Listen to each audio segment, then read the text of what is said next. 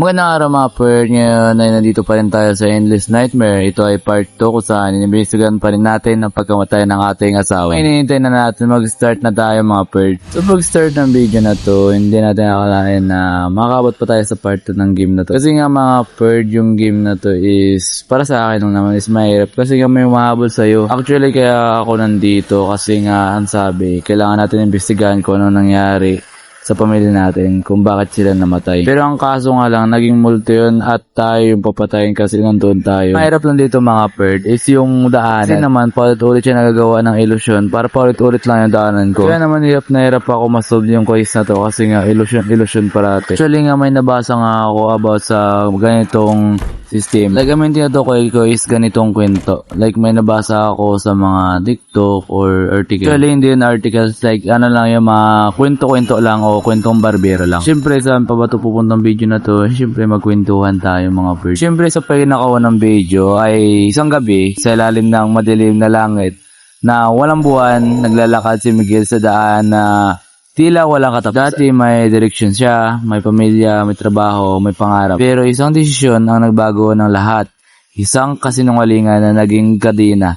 Isang bisyo na naging amo at isang pagkakamali na naging bahay. Naligaw siya ng landas. Hindi niya alam kung kailan nagsimula. Baka nung unang beses niya sinabi sa sarili, dahil lang, bumabawi rin ako. O nung unang gabi na pinili niya ang ilaw ng bar kaysa sa ilaw ng bahay. O nung unang beses na tinanggihan niya ang kamay ng kapatid na nagtangkang hilain siya pabalik. Ngayon, ang daan ay puno ng anino. Bawat kanto ay mukhang pamilyar pero hindi niya matandaan kung bakit. Bawat mukha ay tila kilala pero walang nagsasalita sa kanya. Naglalakad siya ng walang hangganan hanggang sa makarating siya sa isang tulay na luma at nanginginig. Sa gitna ng tulay, may isang matandang lalaki na nakaupo. Hawak isang maliit na parol. Naliligaw ka? Tanong na matanda nang hindi man lang tumitingin. Miguel si Miguel. Oo, sagot niya. At hindi ko na alam kung paano bumalik. Tiyang matanda. Hindi mo kailangan malaman ang buong daan. Kailangan mo lang malaman ng unang hakbang pabalik. Turo ng matanda ang parol. Ito ang una. Ang liwanag na ito ay hindi mula sa akin. Ito ay mula sa taong hindi pa rin sumusuko sa iyo. Ang ina mo na nagdarasal tuwing gabi. Ang kapatid mo na nag-iiwan pa rin ng mensahe. Ang sarili mong puso na kahit pagod na ay ayaw pang mamatay. Nuha ni Miguel ang parol. Ang liwanag ay mahina pero sapat para makita ang unang hakbang pabalik. Ang daan pababa sa tulay, pabalik sa bayan, pabalik sa bahay na may bukas na pinto. Ano kung mawala ulit ako? Tanong ni Miguel. Mawala ka ulit, sagot ng matanda. Pero sa susunod, may dadalhin ka ng parol. Simulang maglakad si Miguel. Hindi mabilis, hindi sigurado, pero pasulong. At sa bawat akbang, ang liwanag ay unti-unting lumalakas. Hindi dahil sa parol, kundi dahil sa desisyong niyang huwag nang tumingin sa dilim. Minsan, ang landas ay hindi nawawala. Minsan, tayo ang nawawala. At ang pagbabalik ay nagsisimula sa isang maliit na liwanag at isang hakbang sadyang pinili. So kung narinig nyo naman yung kwento na kininto ko, yun ay may mga deeply lesson sa atin. Kasi naman lalo na sa mga taong negative thinkers, so tinatawag nilang basta negative. Ang short name nun is nega. Or we call nega thinkers. Yun yung mga tao na para bang ina-advance na nila ang pag-iisip nila sa tingin nila is magpipilt sila kaagad. Like, hindi pa nakikita nila ang resulta pero nag-iisip na sila na may mabibigo na sila sa hinaharap. Kaya nga sabi nila kapag ikaw is mga junior high o senior high o lalo na kapag college ka, hindi ang girlfriend mo or something mga kaibigan mo ang magbibigay sa'yo ng lakas, kundi ang pamilya mo nagsusuporta sa'yo.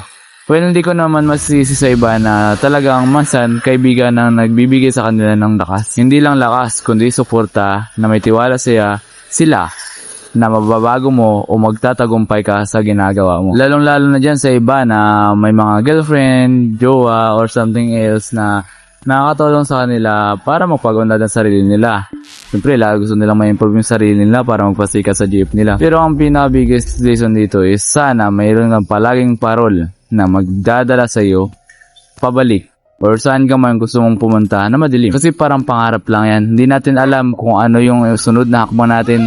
Hindi natin alam kung ano yung susunod na apakan natin. Kasi hindi natin alam baka sakaling pag isang hakbang natin is makahulog tayo. Hindi mahuhulog sa bangin, kundi mahuhulog sa buhay. Ganito ko yung nahulog is yung parang mag-feel ka sa isang bagay na gusto mong ma-achieve, pero mabibigo ka. Pero dahil sa kwento na yun, yung parol na magbibigay sa'yo ng daan o liwanag para malaman mo kung saan ka tutunguhan at yung tamang daan para hindi ka naman mahulog. Hanggang dito muna tayo mga perd kasi dito na lang nagtatapos ang ating video. At sa sunod, yun na yung last part kung saan masusolve ko na yung case of murdering dito sa kanyang pamilya. At siguradong meron kayong malalaman or para mabibigla. Hindi naman scary siguro or something o scary man minsan.